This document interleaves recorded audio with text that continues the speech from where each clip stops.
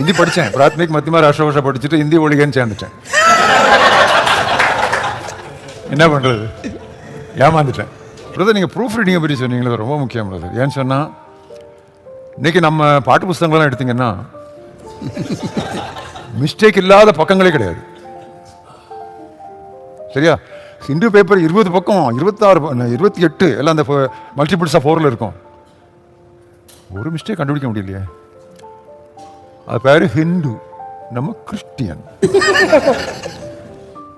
என்னாச்சு என்னாச்சு? ஆனால் ஒரு தப்பு, ஒரு ப்ராப்ளம் என்கிட்ட, அதே நான் அவங்ககிட்ட அறிக்கை பண்ணிடுறேன். நான் ப்ரூஃப் ரீடிங்னு பண்ணி I became a fault finder.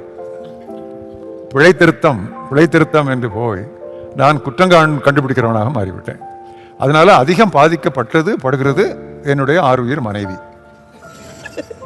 எதை எடுத்தாலும் தப்பு கண்டுபிடிச்சிடும்.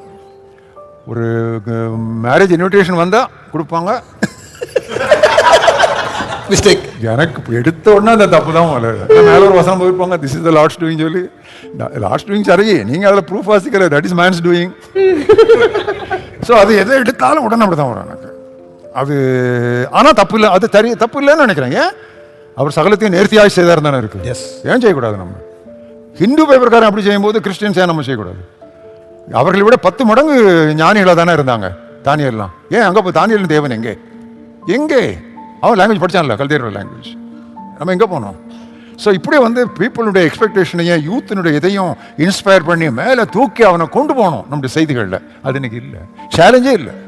புக்கு இங்கிலீஷ் புக்கு நீங்கள் முதல்ல எழுதுவீங்களா, தமிழ் எழுதுவீங்களா? இங்கிலீஷ் எழுதிட்டு தமிழில் நீங்களே பண்ணுவீங்களா, வேற யாரும் பண்ணுறாங்களா? நான் தான் பண்ணுவேன், அது யாருக்கும் கொடுக்க மாட்டேன். அவங்க கொடுத்தா எனக்கு டபுள் வேலை.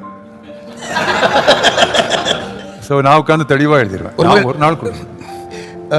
உங்கள் புக்கு ஒன்று தமிழ் book, English book fire in my bones. ஆமாம், தலைப்பு.